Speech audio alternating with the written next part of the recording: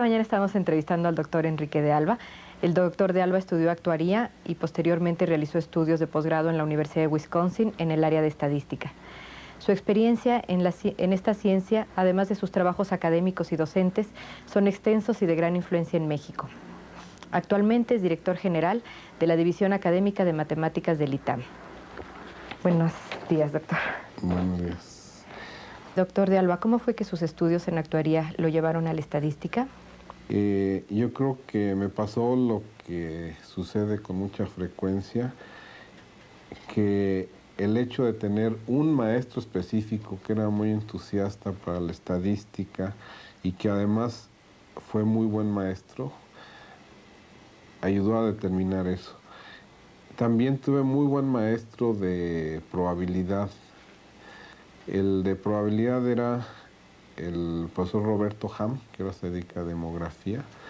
En esa época él acaba de regresar del CIENES con su maestría en estadística. Entonces nos dio un curso con mucho entusiasmo, muy formal, nunca faltaba. Y bueno, además de que ya me gustaba algo eso, ¿no?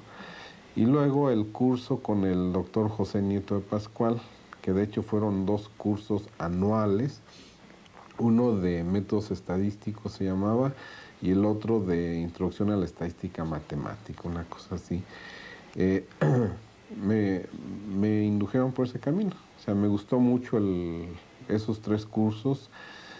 A lo mejor eso se combinó con maestros que contrastaban mucho en algunas de las otras materias, de origen de tipo aplicado, y entonces, aparte de las bases matemáticas que recibieron en la carrera, que sí me gustaban, pero no me llenaban porque yo quería algo aplicado. Entonces, lo que acabó llenando esa inquietud fue la parte estadística y estos 2 maestros.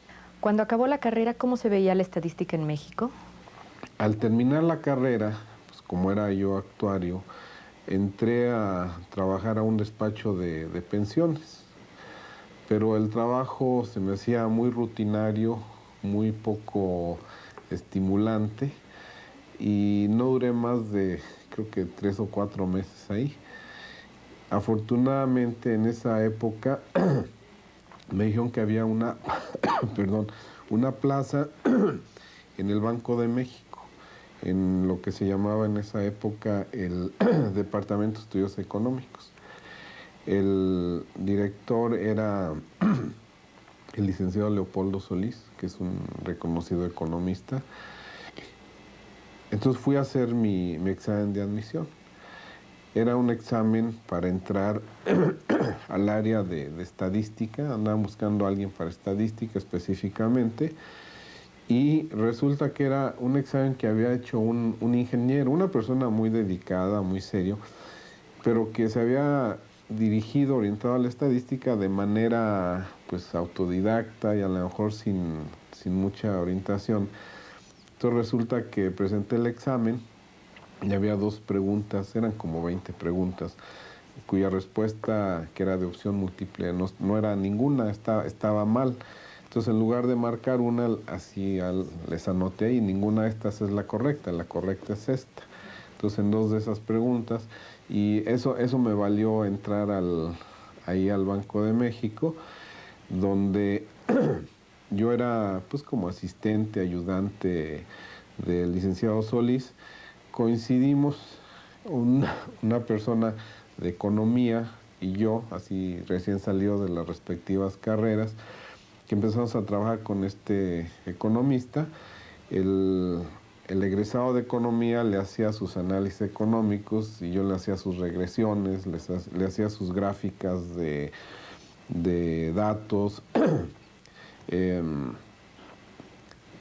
Pues básicamente eso era, hacer regresiones y hacerle la interpretación antes de llevársela. Yo había llevado pues algo básico de regresión, pero no nos habíamos metido en todas las variantes que se dan en econometría. Entonces ahí tuve mi primer contacto con econometría, porque me tuve que leer, bueno, busqué libros, había 2 o 3 libros, no había muchos libros de econometría. Estaba el de Goldberger, que era teórico, y donde podía uno consultar las, perdón, las fundamentaciones de lo que iba uno a hacer. Pero estaba un libro de Johnston, que ya va en su 5ª edición ahorita, que era así como muy aplicado. Entonces ese me lo tuve que leer y era así la Biblia, ¿no? Era el que tenía que estar viendo. Y aprendí mucho de estadística, práctica, y además me gustó. Como no había estadísticos, digamos así, en todas las instituciones, pues nos pasaban a nosotros el trabajo. Entonces, a pesar de que estaba recién salido de la carrera, recuerdo, estaba un economista que acaba de regresar de Wisconsin, precisamente de terminar los estudios del doctorado, pero estaba trabajando en la tesis. Entonces tenía una estimación así muy extraña y me pidió ayuda. Pues ya se lo resolvimos. Después me enteré que lo que habíamos hecho era una estimación no lineal. O sea, le hicimos ahí a pie, calculando las sumas de cuadrados o sea, para todas las combinaciones de los parámetros y escogiendo el menor. Bueno, pues eso es eso, ¿no? Y luego alguna otra cosa así por el estilo.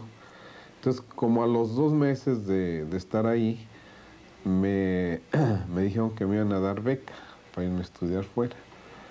Entonces, pero para 1 año y medio después. O sea, esto fue por ahí de principios de 67, febrero, marzo.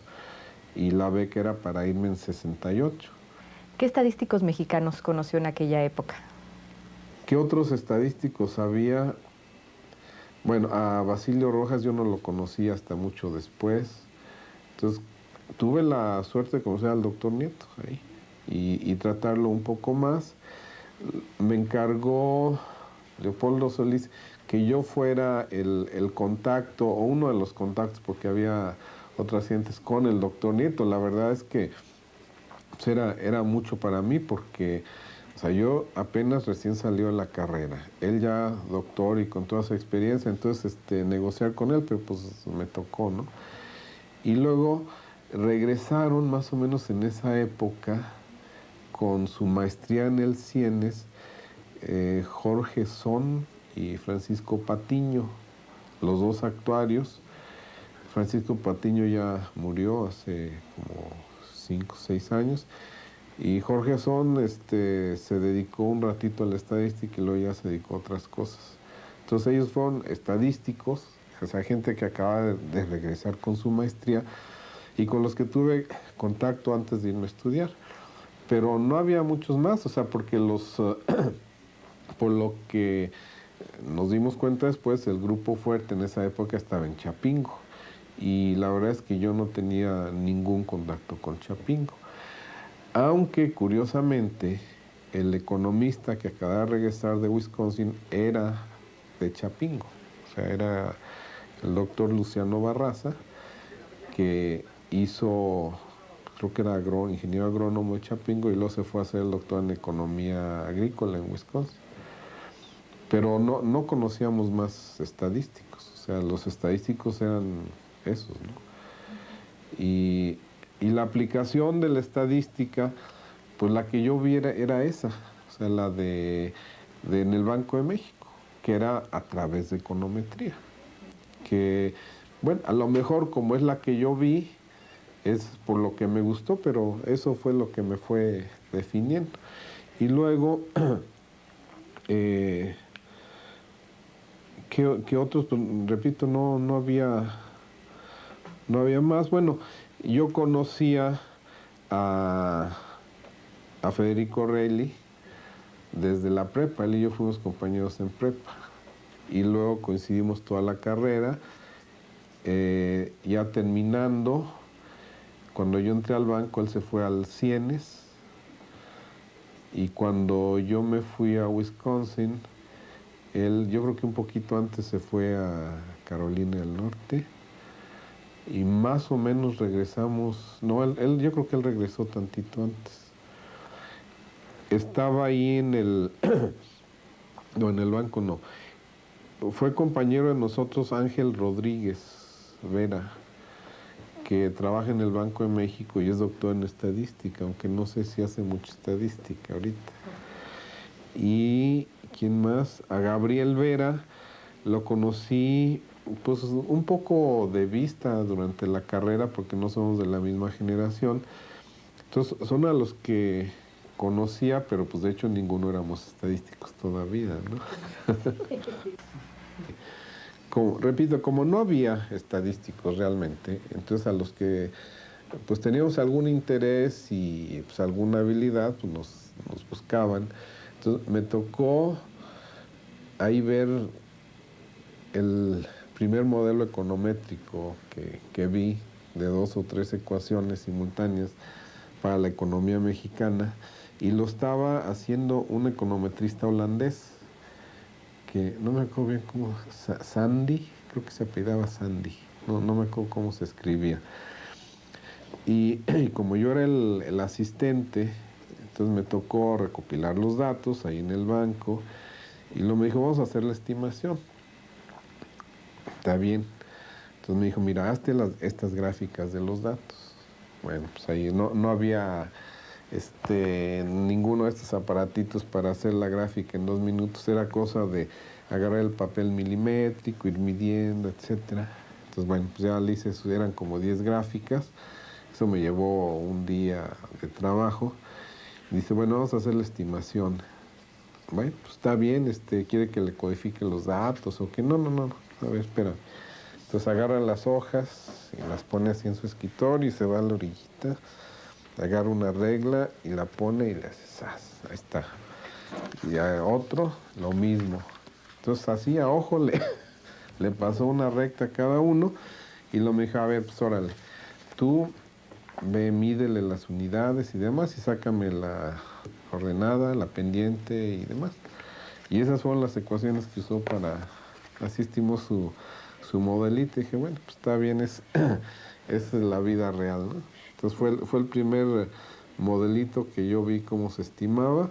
Luego, como decía, me tocó estar en contacto con el doctor Nieto, tuve que repasar o aprender cosas de muestreo porque él era el que diseñaba las encuestas. Entonces yo tenía que entender lo que él estaba proponiendo. Eran encuestas de multitápicas y con probabilidad proporcional, tamaños y cosas que para mí eran muy complicadas. Tuve que leer y releer y además el muestreo es así como pues muy árido. Entonces repasé muestreo, aprendí econometría. ¿Qué otra cosa me tocó también para la encuesta, para el análisis de los datos de la encuesta, se iba a usar la distribución log normal.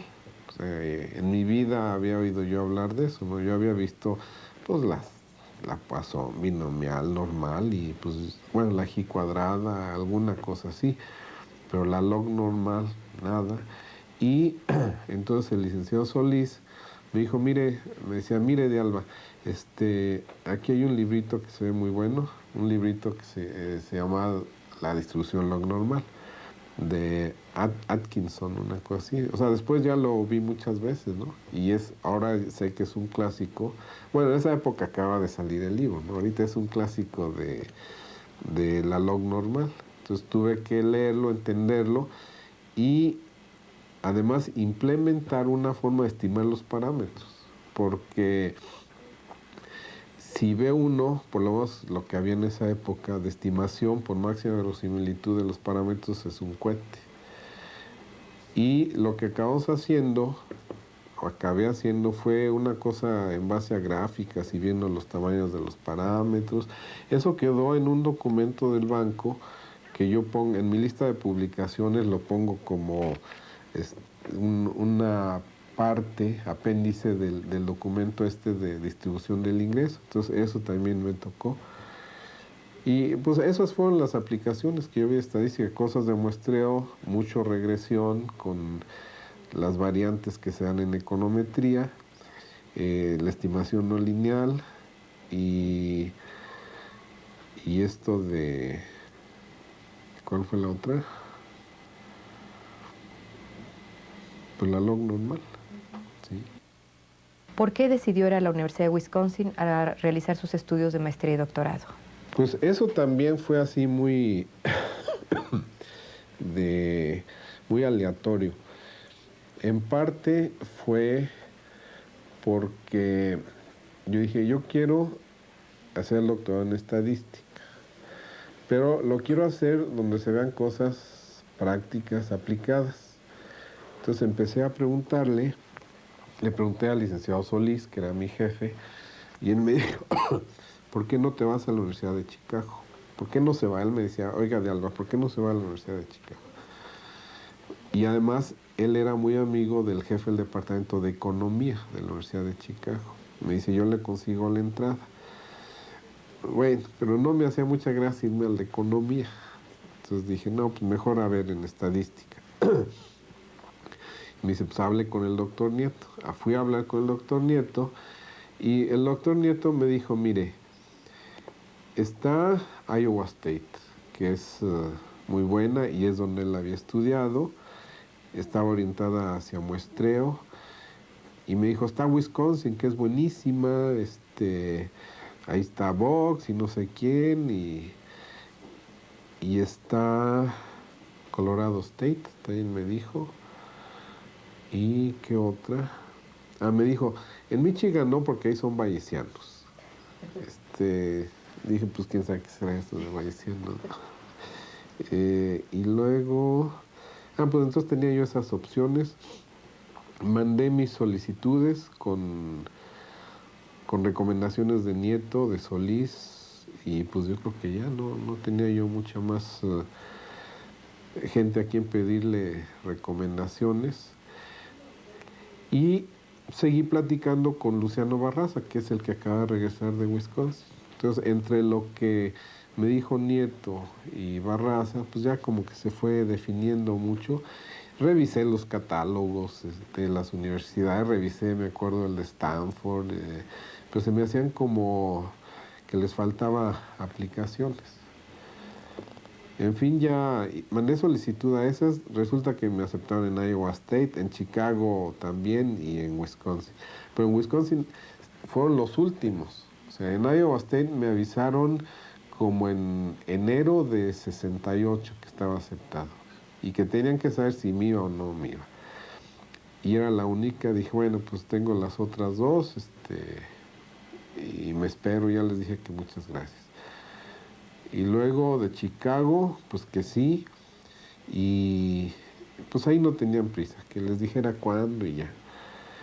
Y de Wisconsin nada, y nada, y nada, y nada. Ya finalmente, por ahí de junio, estaba yo muy preocupado, pero vino a México un estadístico mexicano que estaba en Wisconsin, que después nunca regresó, entonces no, su nombre no aparece mucho. Se llama Jacobo Sredny. Él era ingeniero químico y se fue a Wisconsin a hacer el doctor en estadística. Él vino, dio unos cursos en Chapingo, lo trajeron de Chapingo, sobre diseño de experimentos, una cosa así. Entonces yo hablé con él y le dije, oye, pues ¿qué pasa? Ya no me avisan. Y habló, pues resulta que faltaba una de las cartas de recomendación, que no sé si no la mandaron o se perdió. El caso es que fui con la persona a decirle y ya la mandó y al ratito ya me contestaron, pero ya estaba yo muy preocupado, pero así fue, ya me aceptaron, entonces me fui.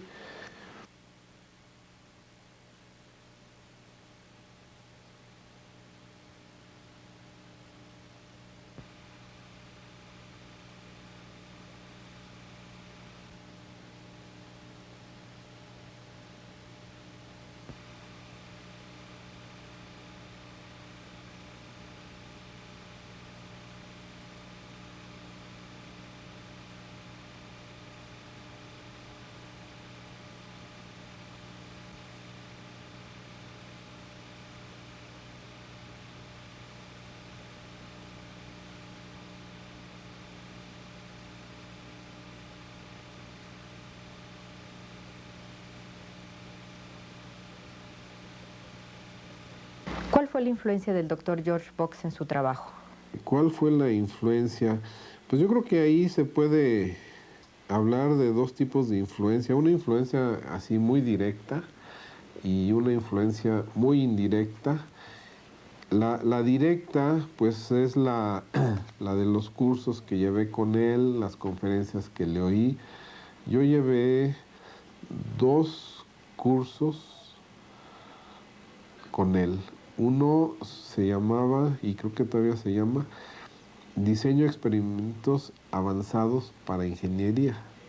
Era un curso donde se veía el material.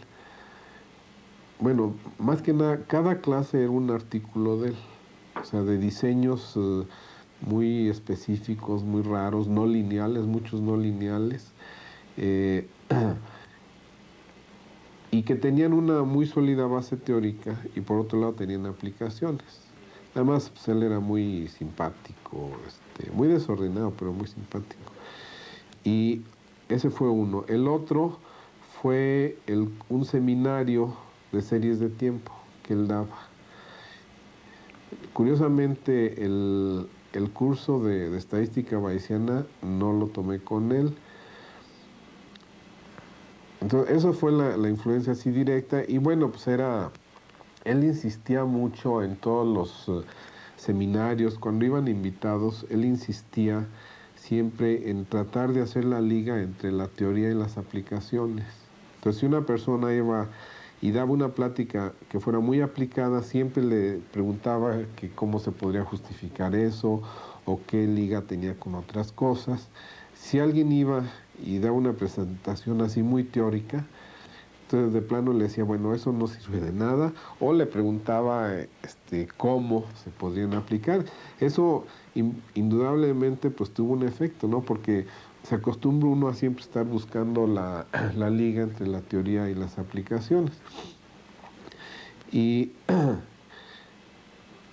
y la indirecta pues es todo el ambiente del departamento. Era un departamento donde, bueno, había los cursos teóricos básicos que eran muy formales, pero había muchos cursos que estaban dirigidos a las aplicaciones, los 2 de superficies de respuesta, el de series de tiempo, el mismo de estadística bayesiana que se daba para estadísticos y gente de la escuela de negocios. Y el nivel y el enfoque, él siempre estaba peleando que tuviera una interpretación, que tuviera contenido práctico. Entonces, esa influencia pues es así muy, muy global. Y bueno, el entusiasmo, por ejemplo, por la cuestión de estimación no lineal, nos dejó hacer un trabajo en el curso de diseño de experimentos sobre uno de los temas que se veían ahí. Yo escogí estimación no lineal. Para hacerlo tuve que leer todo lo que había, que eran como 10 artículos. Digo, todo lo que había era bien poquito. Y de hecho eso solo me sirvió para recibirme aquí en México. ¿En esta universidad se sentía la influencia de Fisher?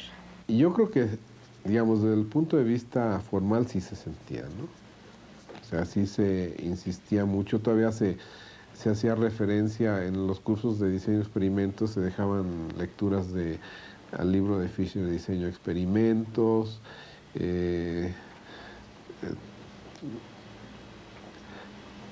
y bueno, pues en los cursos teóricos de inferencia pues tenía que estar saliendo, ¿no? Ahora, había una influencia indirecta porque la esposa de Box era la hija de Fisher. Ahí pasó una cosa curiosa porque, como en muchas universidades, el departamento de estadística tenía su fiesta de Navidad y su picnic de fin de año. Entonces, en la fiesta de Navidad todos íbamos a la casa de Box pues a cantar, y los profesores hacían una representación ahí. Box echaba mucho relajo siempre en esas fiestas.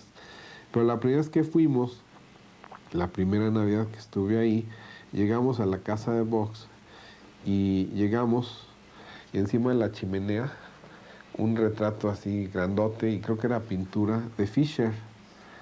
Entonces yo pensé, hijo, este es un fanaticazo de Fisher. O sea, yo no tendría ahí en mi casa un póster en la sala ahí de Fisher o de Baez. Ahí tengo una fotito de Baez, ¿no? Pero así de 1 por 1.50, no. Pero dije, bueno, pues está bien.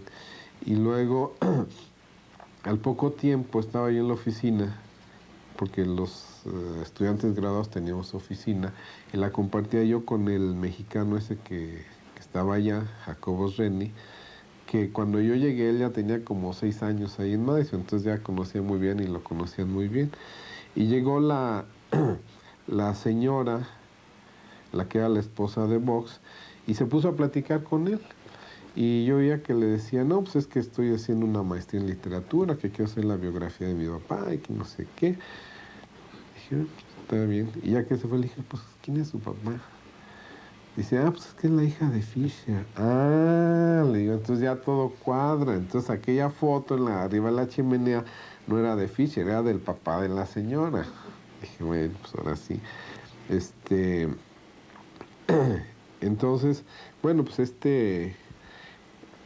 esa influencia era, digamos, la de Fisher era directa en las clases a través de la cantidad de referencias a sus trabajos, y bueno, pues de alguna manera esta otra más indirecta, ¿no? Que la señora hizo el libro que ustedes deben conocer de la vida de Fisher, que la autora es Joan Fisher Box, ¿no? ¿Cuál fue el contacto con el doctor Stigler en la Universidad de Wisconsin? Él era maestro, con él llevé como 3, 4 cursos, y yo creo que él acababa de sacar su doctorado cuando empezó a darnos clase, y siempre fue así muy, muy estimulante. Él llegaba a clase durante cada semestre un día con su cámara y nos sacaba una foto. Entonces, yo creo que estaba llevando un registro gráfico de sus alumnos. Yo creo que él suponía, y yo creo que con razón, que entre sus alumnos, que bueno, pues nos veía así como estábamos recién entraditos, suponía que algunos iban a destacar, entonces para llevar su registro. Y creo que desde esa época, yo me acuerdo que sí iba creo que los veranos, hacía viajes a Inglaterra, porque estaba revisando archivos de no sé qué, o sea, no me acuerdo bien, pero creo que desde entonces andaba en eso. Como digo, estaba terminando él, o acababa de terminar su doctorado, y su tesis era sobre algo de combinaciones lineales de estadísticas de orden, y también tenía algo de decisiones, porque me acuerdo que en un examen nos dejó, o sea, nos ponía 4 o 5 preguntas y hubo una que nadie pudo responder. Y resulta, después nos dijo que era algo en lo que él estaba trabajando y que, pues, que le había puesto a ver si alguien le ayudaba a resolverlo, ¿no? Entonces, esos eran sus temas, y después como que los dejó y ya se dedicó de lleno a la historia. Pero en esa época no les metía problemas que tuvieran que ver con algún planteamiento histórico, ¿no? No, que yo me acuerde, no. Yo no sé ahorita que lo dices. La verdad, si alguno de los problemas que nos ponía, igual eran problemas así históricos, clásicos, no me acuerdo de ninguno. ¿No se inclinaba por la escuela bayesiana, Stigler, o no No, particularmente? no, algo hacía algunos comentarios. O sea, más bien él y Vox se bromeaban mucho. Pero no me acuerdo exactamente por dónde iban las bromas, pero iban en el sentido de que Stigler no era así muy bayesiano. Creo que después hizo alguna cosa bayesiana, pero no, él no era bayesiano, que yo me acuerdo. Al regresar a México, ¿qué actividades desarrolló y cuál fue la importancia de la estadística para estas actividades? Como yo me fui a estudiar con beca del Banco de México, intenté regresar al Banco de México, pero yo me regresé por distintas razones sin haber terminado la tesis. Entonces yo regresé al Banco de México y les dije que iba a regresar y que como ellos me habían becado, pues que yo sentía la obligación de regresar con ellos, pero que quería que me dieran algún apoyo en tiempo, más que nada para hacer la tesis. Y la persona con la que hablé me dijo, no, no me interesa. Ah, no, no le interesa. No, no me interesa. Entonces, ¿qué? ¿Me voy? Pues como quieras.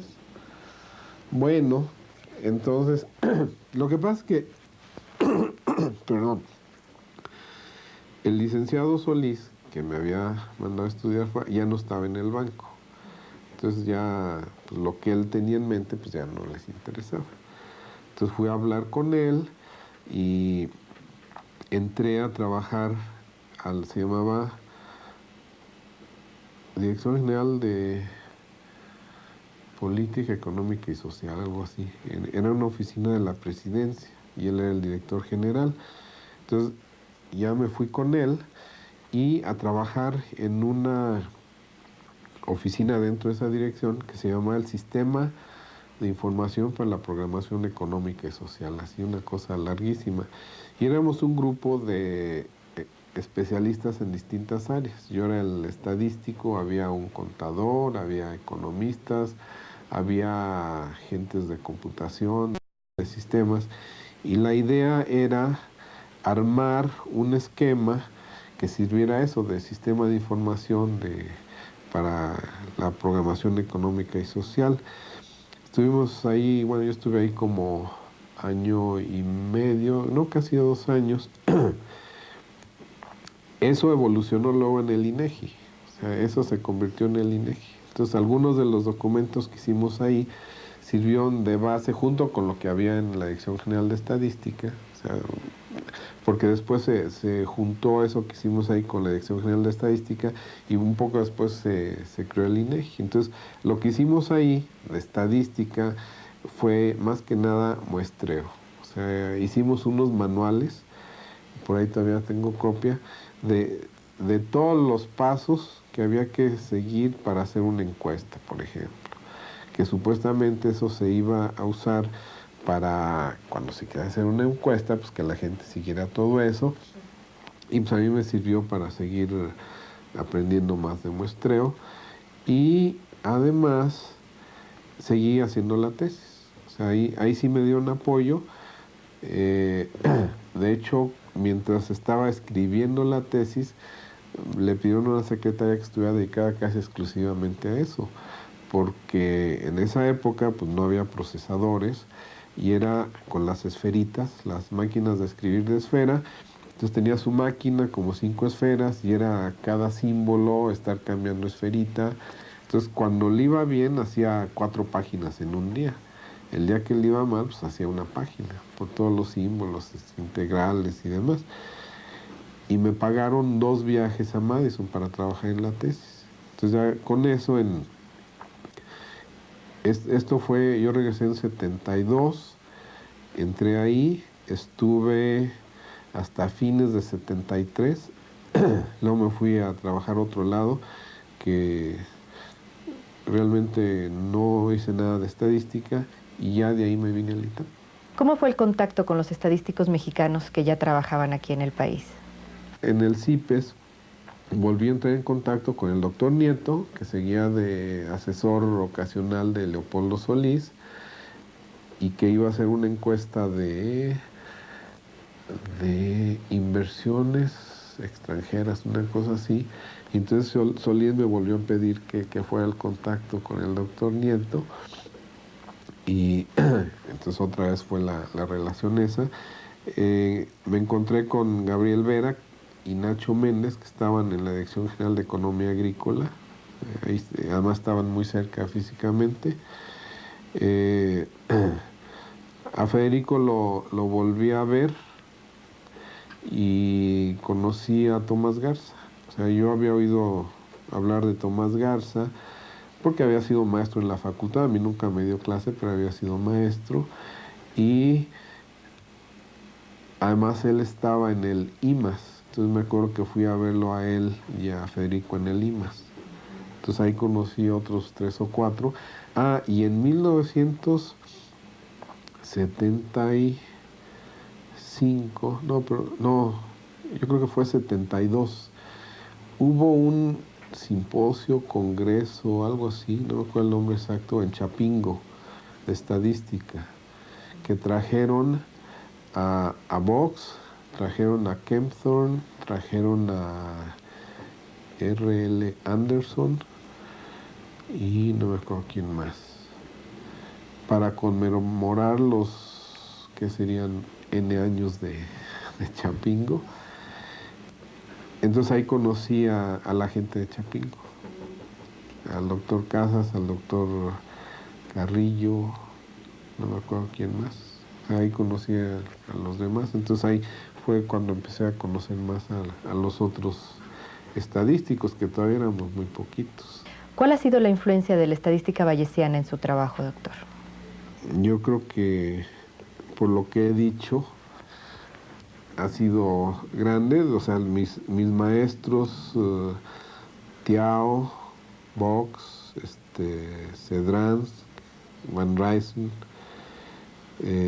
todos son bayesianos, o fueron, porque algunos como que ya no le siguieron haciendo mucho a la estadística bayesiana. El mismo Box, la última vez que lo vi, que hace un buen rato, le dije que qué hacía de bayesiano, y me dice, no, eso ya no, como que llegó así al máximo y ya lo dejó, anda en cuestiones de calidad y productividad. Y bueno, ellos fueron influyentes definitivamente. Luego, al regresar, como que, o sea, pues me dediqué a las cosas aplicadas y pues ahí no había mucho bayesiano que hacer, hasta que el doctor Nieto otra vez tenía un problemita que él había resuelto, porque era un problema real, lo había resuelto con estadística clásica, pero queda así como muy forzado. Entonces, platicando con él dijo, yo no sé si él realmente sabía que se podría o no, pero él dijo que a lo mejor eso se podría hacer con estadística bayesiana, porque él se acuerda que mi tesis era de bayesiana empírica, pero realmente no tenía mucho que ver. Entonces ahí me entró la curiosidad y me puse a verlo y pues sí, efectivamente. Y entonces empecé a agarrar otra vez la línea bayesiana, y luego surgió una oportunidad en un momento dado, un verano de trabajar sobre desagregación temporal de series, que después de haber visto el problema que me propuso el doctor Nieto, pensé que eso también se podía hacer bayesiano. Y hablé con Sellner, que yo no lo conocía de que lo había oído en congresos, porque él es econometrista bayesiano, entonces me interesaba, lo había oído hablar, y había visto un poco lo que había hecho y me interesó. Entonces le hablé a Chicago y le dije que quería yo ir un verano, que si me recibía. Y como que al principio me dijo, bueno, pues déjame ver. Y yo creo que anduvo preguntando, me dijo, mándame tu currículum, mándame algo de lo que hayas hecho y demás.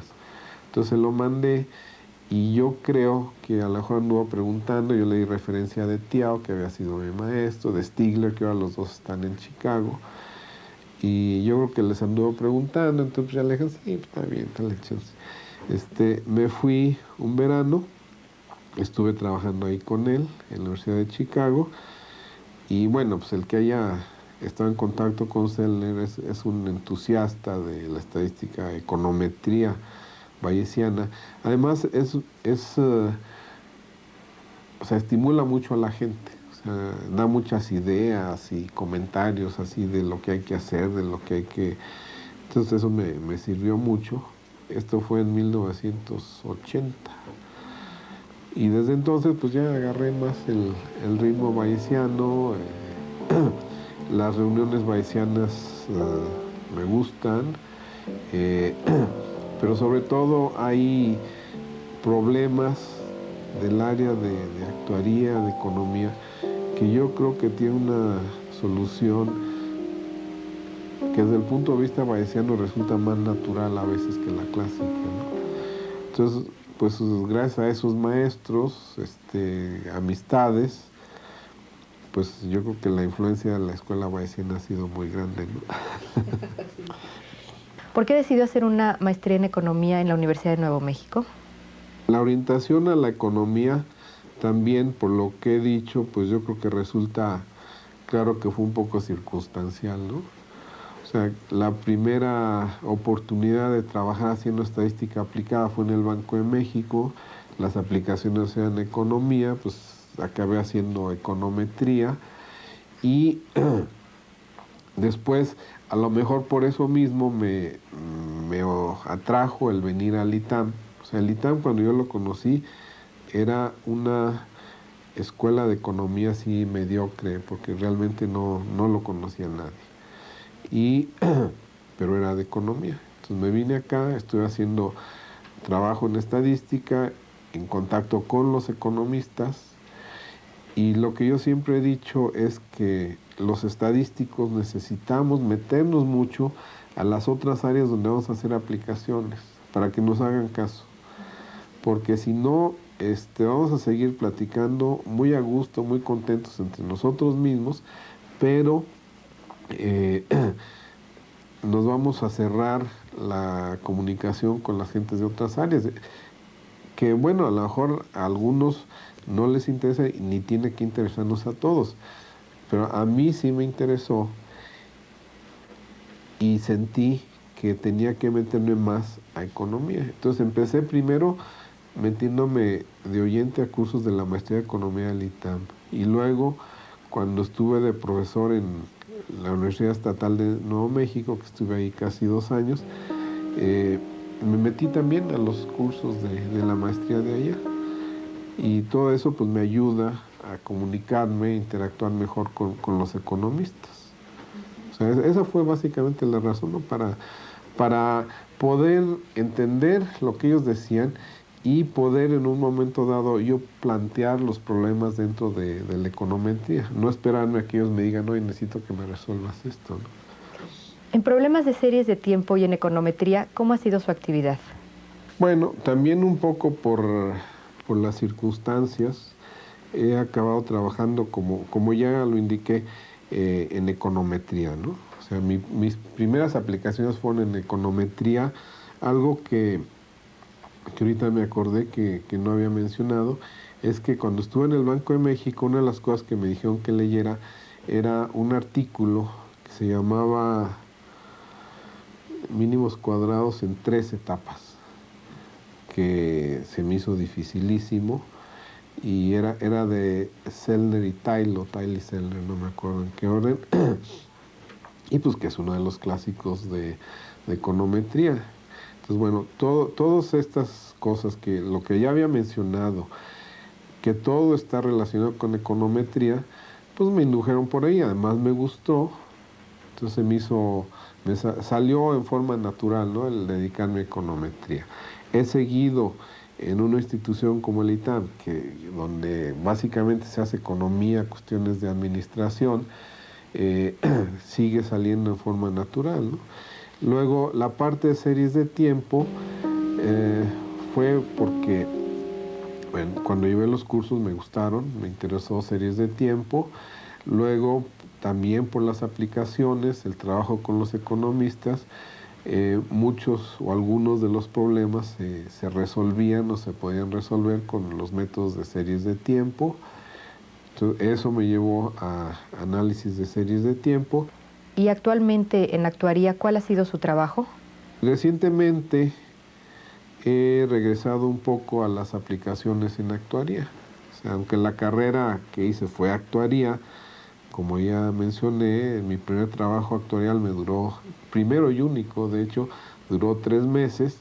Entonces, no había trabajado en eso. En parte yo creo que es porque cuando terminé la carrera y después cuando estaba haciendo el doctorado, las aplicaciones de actuaría pues me resultaban muy poco interesantes. O sea, era mucho de rutina. Y recientemente, a través de la estadística y la estadística bayesiana, me he encontrado aplicaciones interesantes en el área actuarial.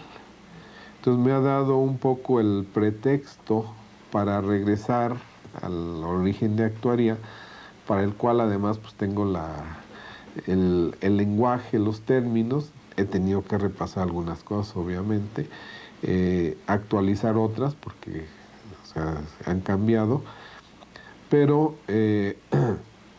creo que hay mucho que se puede hacer ahí. O sea, las aplicaciones bayesianas en actuaría son, creo que relativamente reducidas, por lo menos en comparación con lo que hay desde otros puntos de vista, y pues con influencia práctica o, digamos, con aplicabilidad, ¿no? Entonces eso me ha llevado otra vez a la parte actuarial, ¿no? Ahora, eso aunado al crecimiento que tiene la carrera de actuaría en el ITAM, el posible apoyo para investigación en esos campos aquí en el ITAM. Entonces, bueno, pues todo se va dando, ¿no? ¿Por qué se inclinó por la docencia y cuáles han sido sus principales aportaciones en este campo?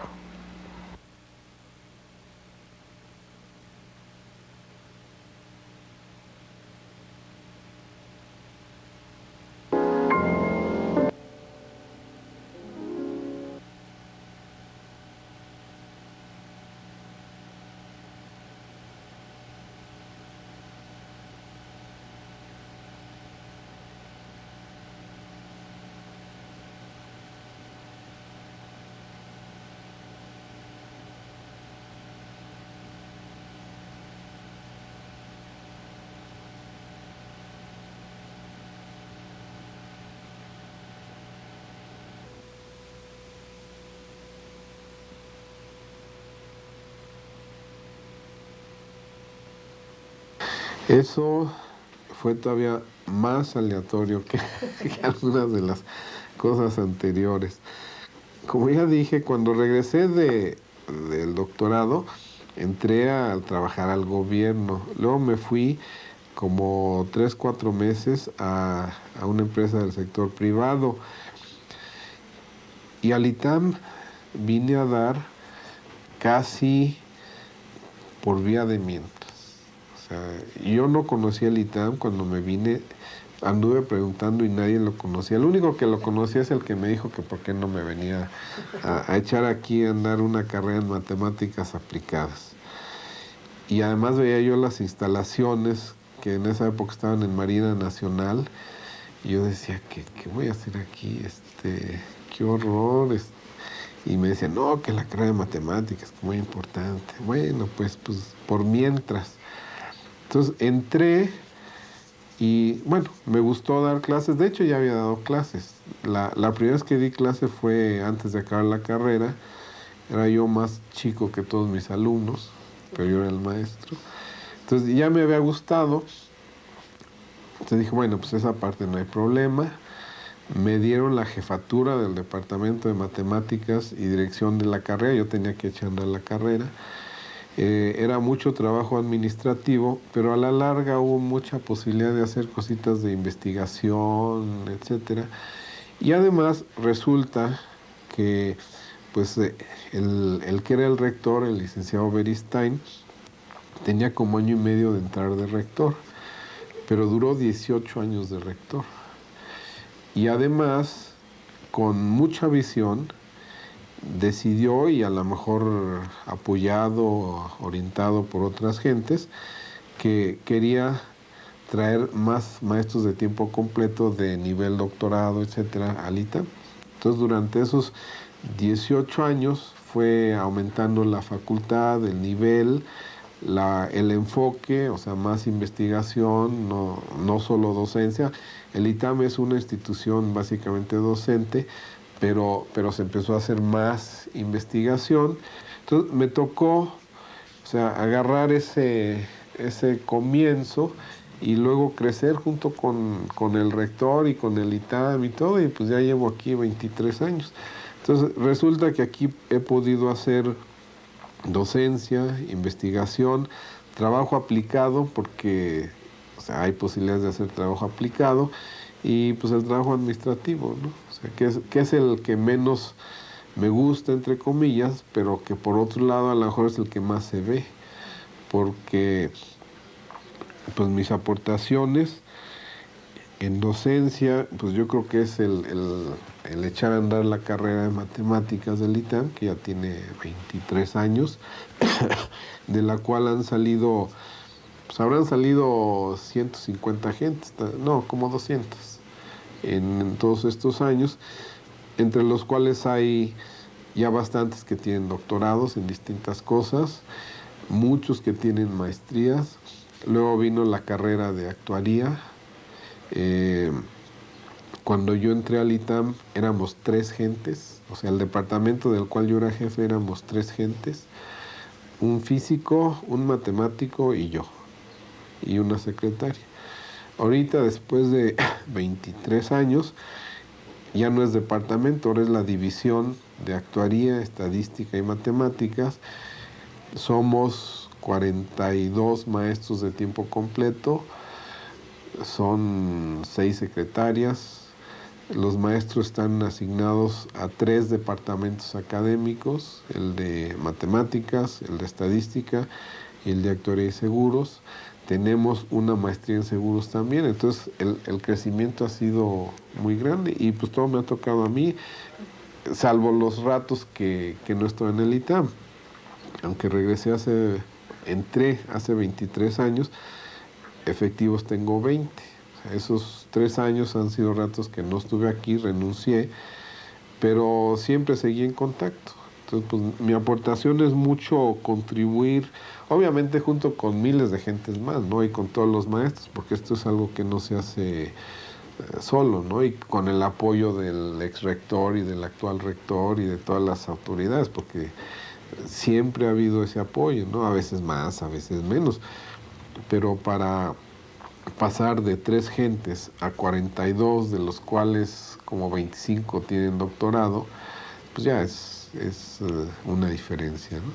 Entonces, bueno, eso por un lado, contribuir a través de estos departamentos a la formación cuantitativa de todos los egresados del ITAM, porque por la estructura del ITAM, todos los cursos de matemáticas, estadística y actuaría que se hagan en el ITAM, a quien sea, salen de la división de matemáticas. Entonces, los economistas, los administradores, los abogados del ITAM, o sea, su formación cuantitativa depende de matemáticas. Y bueno, pues de alguna manera, o sea, me ha tocado a mí eso, ¿no? En sus otras actividades profesionales, principalmente en sus asesorías al gobierno como DICONSA, LICONSA, ¿cuál ha sido su actividad? En todos estos proyectos, la aportación como estadístico, pues ha sido participando en los diseños de encuestas, participando o coordinando. En algunos casos me ha tocado entrar directo a los análisis, a los diseños. En otras veces he sido coordinador y algún otro estadístico ha participado haciendo el análisis, diseño, pero siempre me meto a entender lo que está pasando. Entonces, como estadístico, pues hacer la parte de diseño de muestras, hacer todo o parte del análisis econométrico que haya que hacer. Y es interesante, y a mí siempre me ha gustado desde que empecé, ver que la aplicación de estas herramientas, modelos, que no necesariamente van a ser muy complicados. Al contrario, yo creo que muchas veces tienen que ser sencillos para que luego se les puedan explicar a la gente. Pero encuentro uno cosas que son muy interesantes. En el de Pronasol, que era evaluación del programa de proyecto piloto de alimentación, nutrición y salud. Fue a analizar una encuesta que se hizo en como 600 comunidades muy pobres de los estados de Nuevo León, Coahuila, San Luis Potosí y el Estado de México. Entonces, comparar niveles nutricionales con otras características y demás. Entonces, había mucha literatura, hay mucha literatura de cuestiones nutricionales a nivel mundial, donde decía que en general había un sesgo en contra de las mujeres, de las niñas, para darles alimentos. Y bueno, dice uno, pues sí. Bueno, resulta que en cuanto empezamos a recibir la información y empezamos a analizarla, salió ahí clarísimo, muy, muy marcado. O sea, a las niñas no les dan de comer igual que a los niños. Y bueno, pues ya están todas las explicaciones, que lo que pasa es que los niños son los que se van a trabajar al campo y las niñas se quedan en la casa, lo que quieran. Pero había una diferencia muy marcada desde el principio del proyecto. Y con los alimentos que se les dio, bueno, fue mejorando todo, pero se mantuvo esa diferencia. Entonces, bueno, ahí hay información que les debe servir a los nutriólogos, a la gente que maneja los programas sociales, para orientarlo y hacer algo al respecto, ¿no? Entonces, es satisfactorio como estadístico ver que pues, una comparación de medias, porque eso era a fin de cuentas, da resultados que sirven para resolver un problema pues, grave a nivel nacional, que pues, ahí sigue, ¿no?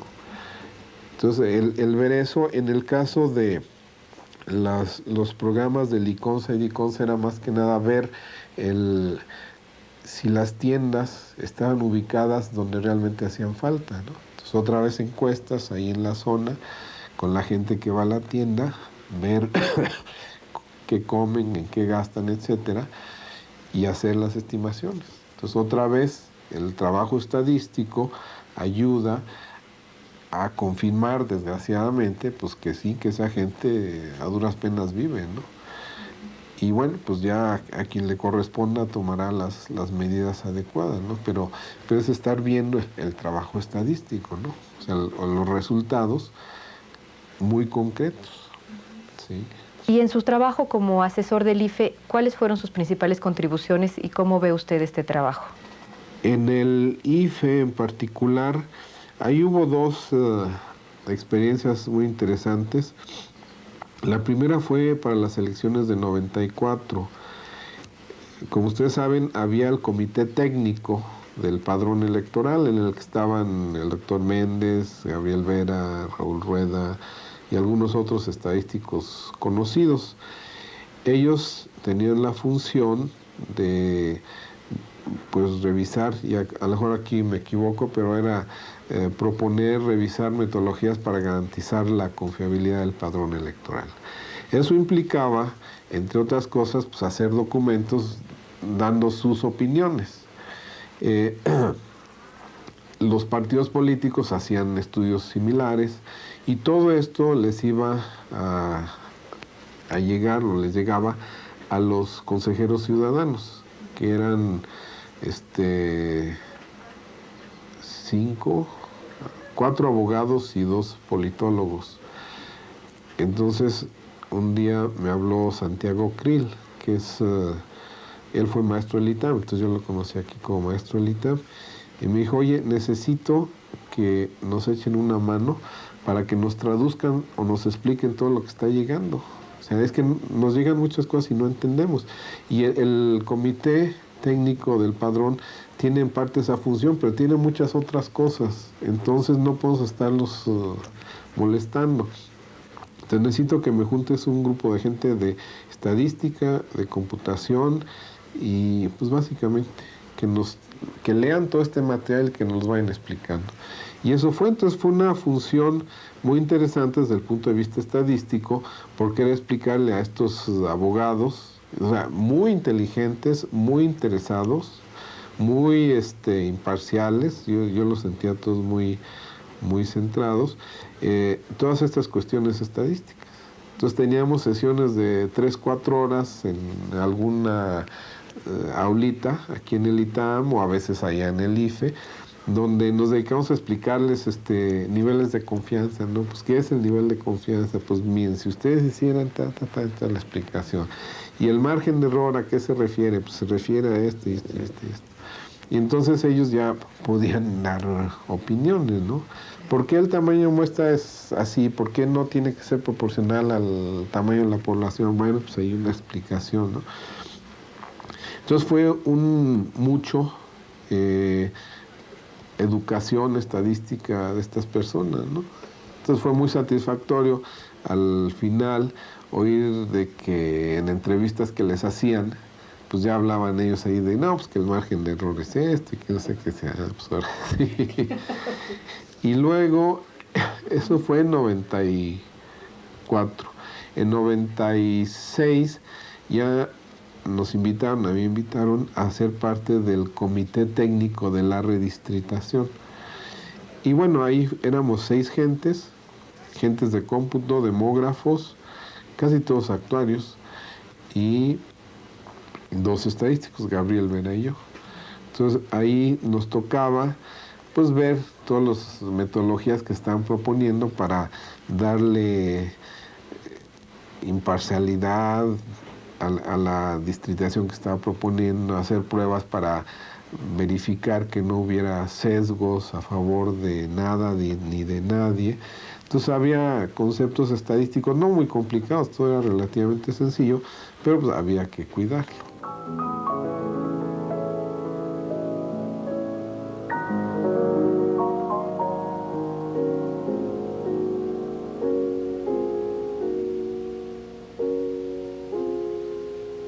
¿Cómo ve usted el desarrollo de la estadística actual? ¿En qué sentido? ¿Para dónde creo que va o para dónde creo que deba ir? Sí, el desarrollo de la estadística actualmente, tanto cómo está actualmente la estadística, hacia dónde debería de ir y hacia dónde ve usted que va. Bueno, como decía, hace, ¿qué será?, 10 años, 15 años, cuando hablaba uno con la gente que hacía investigación de mercados, digo, eran gente seria, pero no tenían la formación estadística que tienen los que ahora lo están haciendo, ¿no? Entonces yo veo, por ejemplo, en el área de investigación de mercado o de encuestas en general, o sea, no investigación de mercado solo, sino encuestas en general, o sea, ahí hay todavía mucho crecimiento, o sea, hay muchas encuestas que se hacen y se necesitan estadísticos. Por el lado de la econometría también, o sea, yo creo que ahí todavía hay mucho que hacer. El ITAM es una institución que orientada a economía, pero yo veo que se pueden ir mejorando y mejorando los cursos que sean de econometría, de estadística para los economistas. Ellos mismos piden que se den cosas más avanzadas, ¿no? Ahora, en otras áreas, o sea, no puedo opinar mucho porque no estoy metido, pero en las que conozco, que son aplicaciones de economía, ciencias sociales, administración. O sea, hay mucho que se puede hacer en administración, en control de calidad, o sea, las aplicaciones de estadística o control de procesos o administración de la calidad total, como le quieran llamar, ¿no? Y a lo mejor no son cosas muy sofisticadas, muy complicadas, pero que sí hacen que la gente se vaya involucrando con esto, con los métodos, con los datos, y que a la larga pues deben aumentar esta interacción entre las otras áreas de estadística, ¿no? ¿Qué otras áreas pueden crecer? En finanzas, por ejemplo. O sea, cuando yo estaba haciendo el doctorado, o sea, me acuerdo que me decían de las aplicaciones en finanzas. Y yo veía los libros y se me hacían muy poco atractivos. Si veo uno ahorita, un libro acaba de salir uno de econometría financiera, pues es completamente distinto. Ahí hay mucho que hacer, tanto desde el punto de vista práctico como teórico. En esas áreas, las contribuciones teóricas pueden ser importantes, pero más importante, yo creo, es el que se hagan aplicaciones de algunos de estos métodos a datos mexicanos, a datos de países subdesarrollados, y vean si los comportamientos que supuestamente se deberían dar y que a lo mejor se dan en otro tipo de países, realmente se dan aquí. Entonces ahí hay mucho trabajo muy útil de aplicación de todos estos métodos estadísticos, econométricos, a áreas de economía, de finanzas, de ciencias sociales. Y yo creo que tenemos mucho que hacer. Finalmente, no sé si tenga usted algo más que agregar a la entrevista. Pues no, realmente yo creo que ya hablé de todo. Muchísimas gracias por la No, al contrario. oportunidad de platicarles todo esto. Muchísimas gracias, doctor de Alba, por esta entrevista. Ha sido muy interesante y muy rica para nuestro trabajo.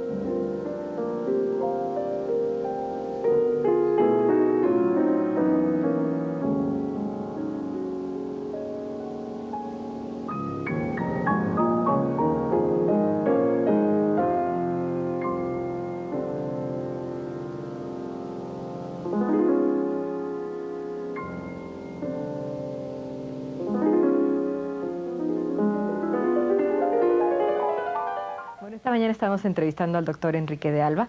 El doctor de Alba estudió actuaría y posteriormente realizó estudios de posgrado en la Universidad de Wisconsin en el área de estadística. Su experiencia en esta ciencia, además de sus trabajos académicos y docentes, son extensos y de gran influencia en México. Actualmente es director general de la División Académica de Matemáticas del ITAM. Buenos días, doctor. Buenos días. Doctor de Alba, ¿cómo fue que sus estudios en actuaría lo llevaron a la estadística?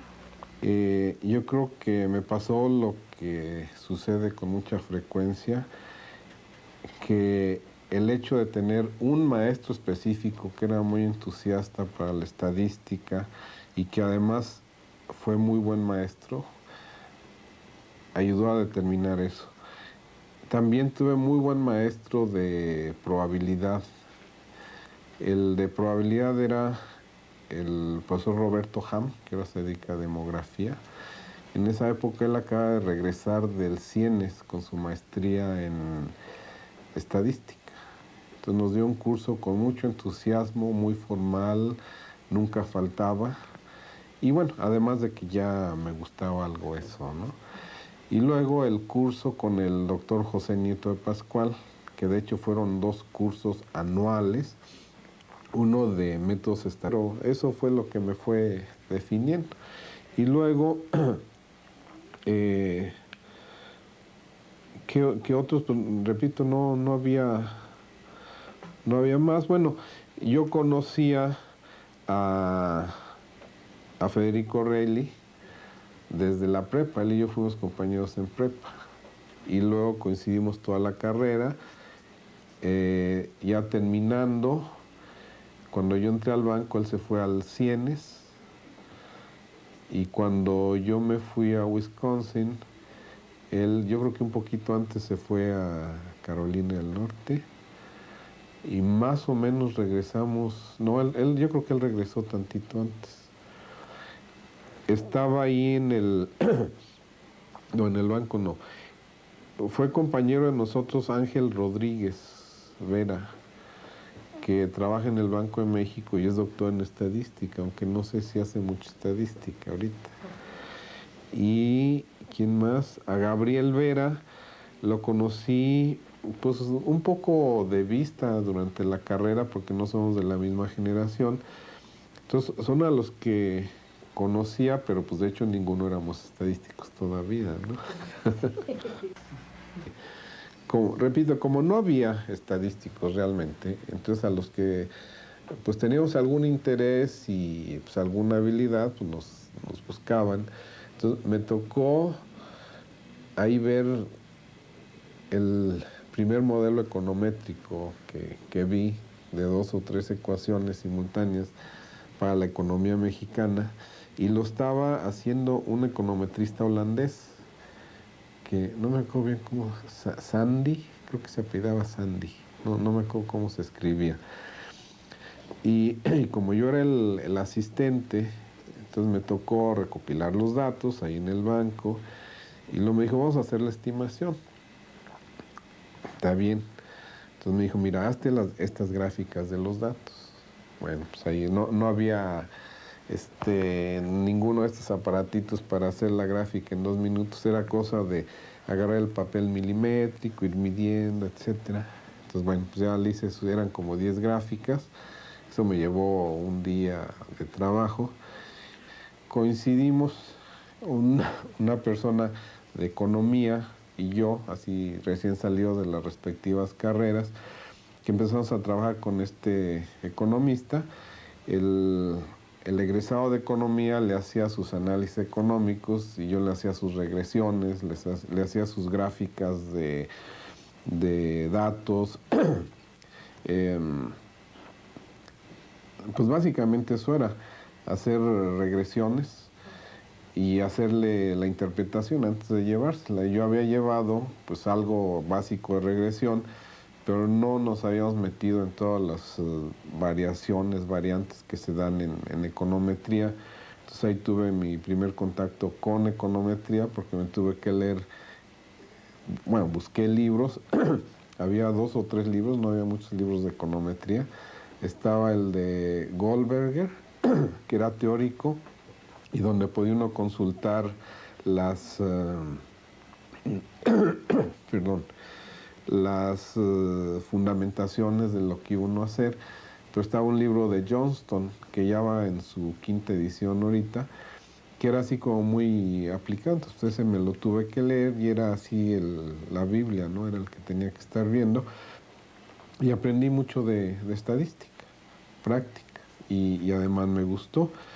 Como no había estadísticos, digamos así, en todas las instituciones, pues nos pasaban a nosotros el trabajo.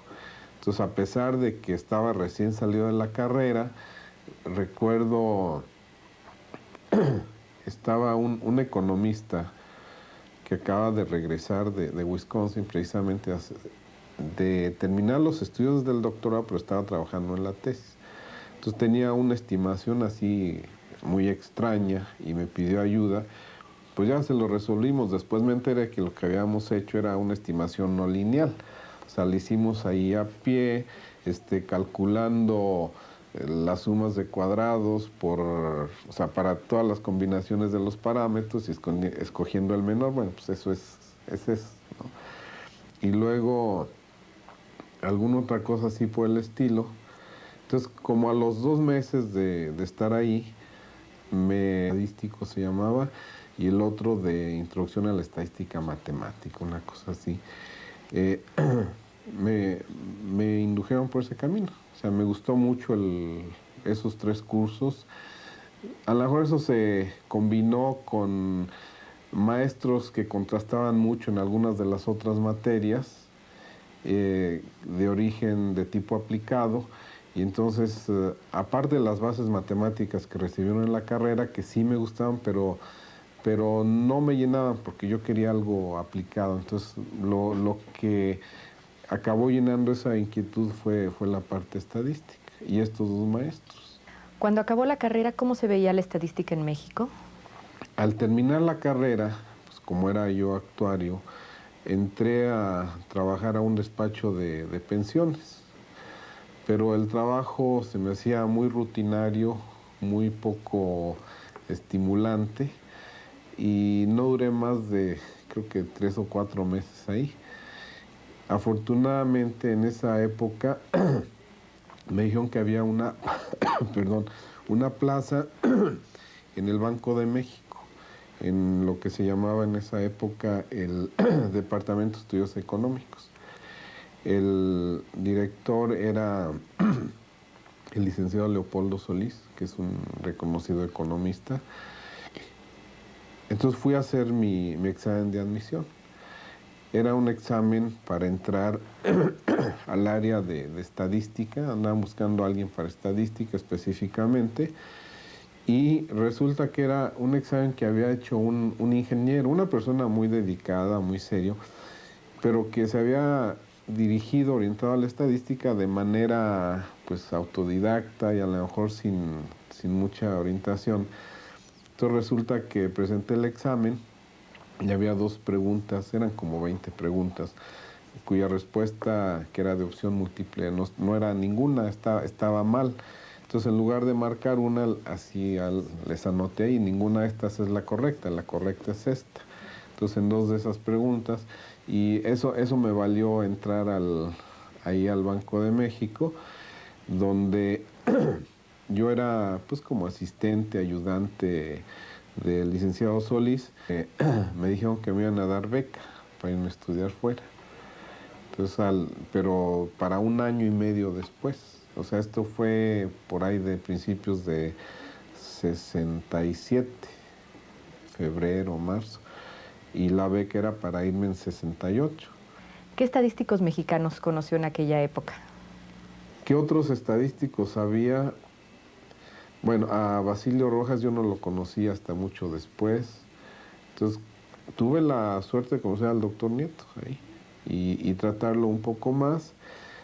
Me encargó Leopoldo Solís que yo fuera el contacto, o uno de los contactos, porque había otras gentes, con el doctor Nieto. La verdad es que pues era mucho para mí, porque O sea, yo apenas recién salió de la carrera. Él ya doctor y con toda su experiencia, entonces negociar con él, pero pues me tocó, ¿no?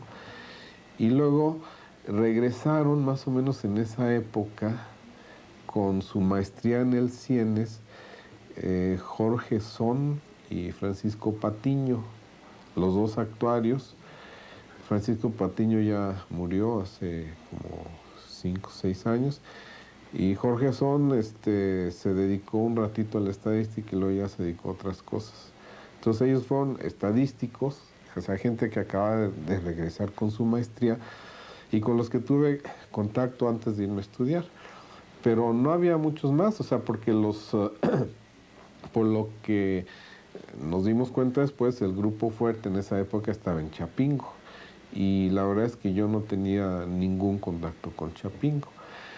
Aunque, curiosamente, el economista que acaba de regresar de Wisconsin era de Chapingo. O sea, era el doctor Luciano Barraza, que hizo, creo que era ingeniero agrónomo de Chapingo, y luego se fue a hacer el doctor en economía agrícola en Wisconsin. Pero no conocíamos más estadísticos. O sea, los estadísticos eran esos, ¿no? Y la aplicación de la estadística, pues la que yo vi era esa, o sea, la de en el Banco de México, que era a través de econometría. Que, bueno, a lo mejor como es la que yo vi, es por lo que me gustó, pero